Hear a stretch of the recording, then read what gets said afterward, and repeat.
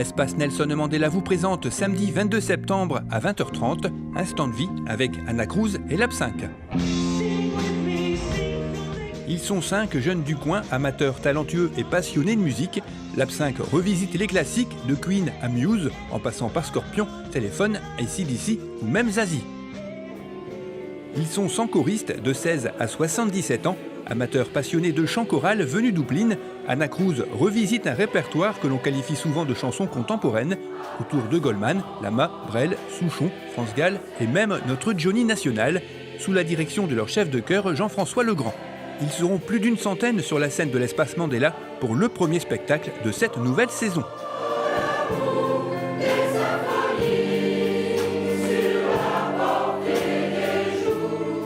Infos et réservations à l'espace Mandela à partir du 5 septembre, le mercredi uniquement, de 9h à 12h et de 13h30 à 17h30 ou par téléphone au 03 20 46 65 31.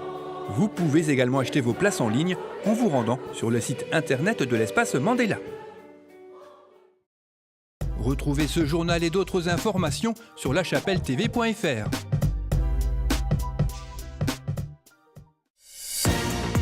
Bonjour et bienvenue dans l'édition du 14 septembre de La Chapelle Info. Une cérémonie de bienvenue à l'espace Mandela pour les nouveaux chapellois. Rendez-vous incontournable chaque année pour les associations, leur forum s'est tenu au complexe sportif. Et pour finir, la fibre va prochainement révolutionner notre connexion à l'Internet.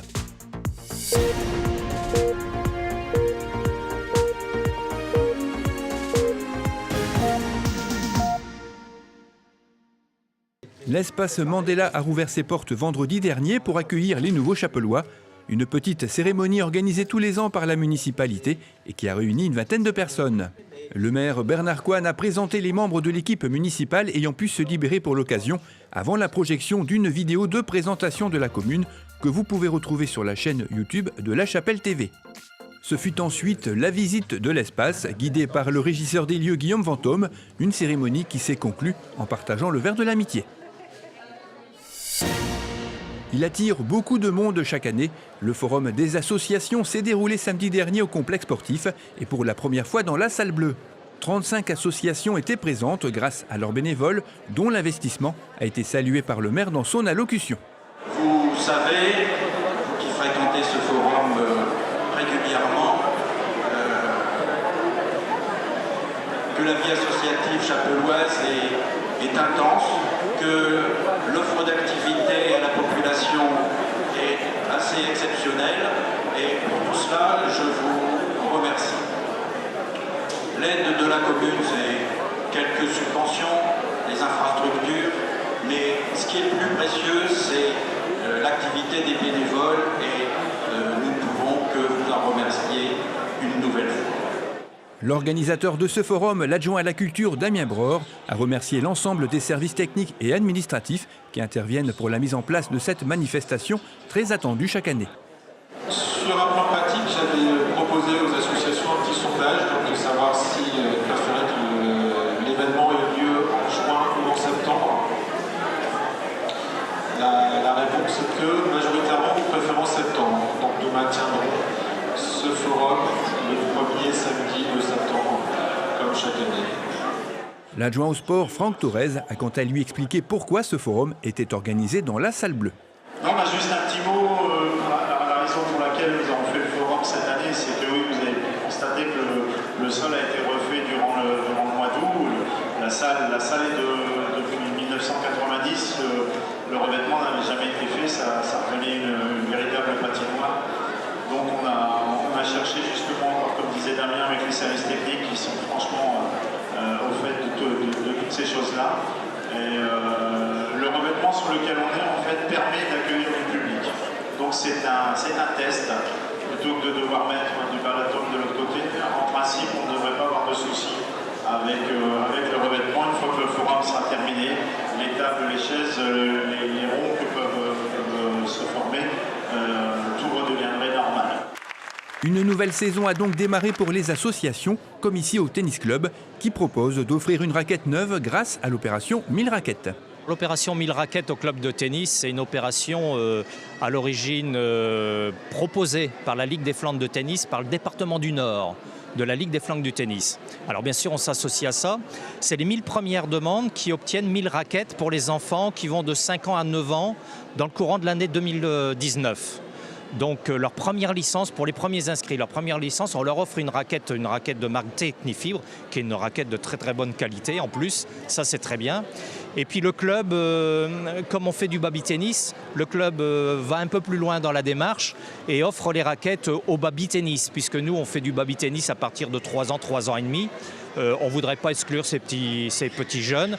Donc là, c'est le club qui prend le relais, qui ajoute quelques raquettes pour ces enfants-là. Là, on a fait l'opération il y a 2 ans, on avait distribué une dizaine de raquettes. Bon, c'est un petit cadeau sympa, ces raquettes ils les auront fin septembre, le temps de commencer à démarrer l'école de tennis. Et c'est un cadeau sympathique et un petit clin d'œil pour les enfants. Pour les basketteurs, la saison démarre avec un nouveau logo réalisé par un ancien joueur du club. Notre association compte entre 130 et 150 licenciés. Nous avons surtout des équipes de jeunes et de ce fait, le principe de se remettre en question et tant qu'à faire de le faire avec les moyens de communication modernes a été très très apprécié et nous sommes tout à fait satisfaits du projet qui a été initié par les jeunes et qui a été conduit par Claude. C'était une promesse déjà l'année dernière et on avait dit, vu qu'on est sur une bonne dynamique, l'histoire de renouveler le logo, c'était une bonne chose et on a vu qu'on a eu 224 votants, il me semble, sur le Facebook du club, donc ça a intéressé beaucoup de monde. Celui qui nous a fait le logo, je lui ai donné carte blanche. Il nous a fait 2 logos et c'est le Tigre qui a gagné. Au niveau des avis, tous ceux qui l'ont vu sont contents. Que ce soit les enfants, les parents, pour l'instant, on n'a que des retours positifs. Des démonstrations ont également ponctué ce forum, avec notamment chez Yaka les Calamitry Country Dancers. Et sur le stand de l'Atelier, vous pouviez assister à une démonstration de calligraphie, une nouvelle discipline que l'association pourrait proposer dès cette année. Si vous avez manqué ce forum, vous pouvez consulter la nouvelle édition de l'annuaire des associations en ligne sur le site internet de la commune à l'adresse qui apparaît en bas de l'image. Une réunion sur le déploiement de la fibre optique sur notre commune s'est tenue à l'espace Mandela lundi dernier. Elle était animée par l'AMEL et la société Covage en charge du chantier. Ont été évoqués principalement les aspects techniques, c'est-à-dire la manière dont la fibre arrivera jusqu'à votre domicile. Certains propriétaires ont déjà été contactés par la société Axience pour obtenir leur autorisation afin de fixer sur leur façade un boîtier permettant de raccorder plusieurs habitations. Il est donc important de répondre rapidement. Il est très important pour nous d'avoir l'autorisation de pouvoir poser ce boîtier sur façade, car c'est un boîtier qui dessert entre 4 et 6 abonnés dans la rue. Donc si une rue ne permettait pas d'avoir le positionnement de ces boîtiers, la rue complète serait en carence de fibres. Donc ça voudrait dire que nous aurions, ça pourrait être un quartier qui suit cette rue, qui n'aurait pas la possibilité d'avoir la fibre. Vous l'aurez compris, certains d'entre vous vont devenir acteurs de la qualité du déploiement de ce nouveau réseau. Les premiers accords éligibles sont prévus pour le premier trimestre 2019 et la totalité de notre commune pour fin 2019.